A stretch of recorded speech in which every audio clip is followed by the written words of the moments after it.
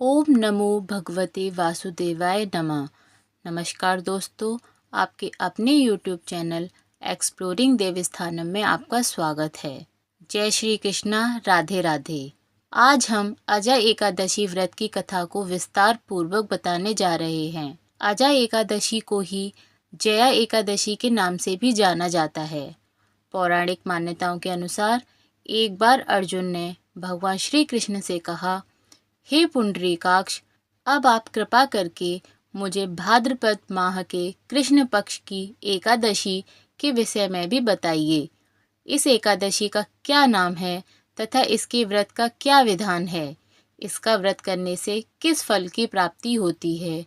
कृपया करके आप मुझे विस्तार से बताइए। तब भगवान श्री कृष्ण ने अर्जुन से कहा, हे कुंती पुत्र, भाद्रपद माह के कृष्ण पक्ष की एकादशी को अजय एकादशी कहते हैं।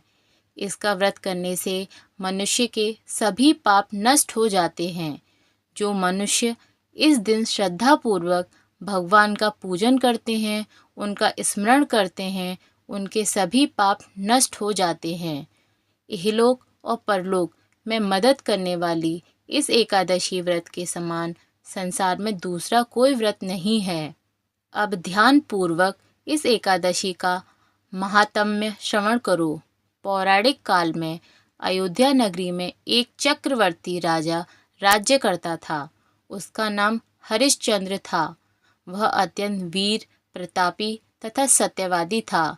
प्रभु इच्छा से उसने अपना राज्य स्वप्न में एक ऋषि को दान कर दिया और परिस्थितिवश उसे अपनी स्त्री और पुत्र को भी बेच देना पड़ा।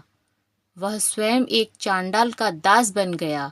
उसने उस चांडाल के यहाँ कफन लेने का काम किया, किंतु उसने इस आपत्ति के काम में भी सत्य का साथ नहीं छोड़ा। जब इसी प्रकार से उसे कई वर्ष बीत गए तो उसे अपने इस नीच कर्म पर बड़ा दुख हुआ और वह इससे मुक्त होने का उपाय खोजने लगा। वह सदैव इसी चिंता में रहने लगा कि मैं क्या करूं, किस प्रकार इस नीच कर्म से मुक्ति पाऊं। एक बार की बात है कि वह इसी चिंता में बैठा था कि गौतम ऋषि उसके पास पहुँचे। हरिश्चंद्र ने उन्हें प्रणाम किया और अपनी दुख भरी कथा सुनाने लगा। राजा हरिश्चंद्र की दुख भरी कहानी सुनकर महर्षि गौतम भी अत्यंत दुखी हुए। उन्होंने राजा से कहा, हे राजन, भादों के कृष्ण पक्ष की एकादशी का नाम अजा है। तुम उस एकादशी का विधान पूर्वक व्रत करो तथा रात्रि जागरण करो और प्रभु का स्मरण करो। इससे तुम्हारे सभी पाप नष्ट हो जाएंगे। महर्षि गौतम इतना कह आलोप हो गए। अजा नाम की एकादशी आने पर राजा हरिश्चंद्र ने महर्षि के कहे अनुसार विधान पूर्वक उपवास तथा रात्रि जागरण किया और दिन भर प्रभु का स्मरण किया। इस व्रत के प्रभाव से राजा के सभी पाप नष्ट हो गए। उस समय स्वर्ग में नगाड़े बजने लगे तथा पुष्पों की वर्षा होने लगी। उसने अपने सामने ब्रह्मा, विष्णु, महेश तथा देवेंद्र आदि देवताओं को खड़ा पाया।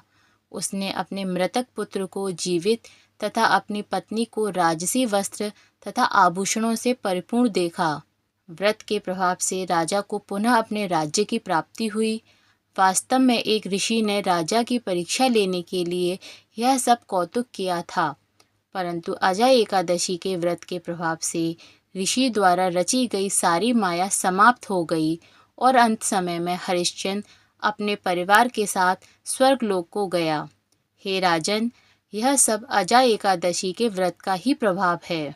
जो मनुष्य इस उपवास को विधान पूर्वक करते हैं तथा रात्रि जागरण करते हैं और प्रभु का स्मरण करके उन पर पूर्ण श्रद्धा रखते हैं, उनके सभी पाप नष्ट हो जाते हैं और अंत में वे स्वर्ग को प्राप्त करते हैं।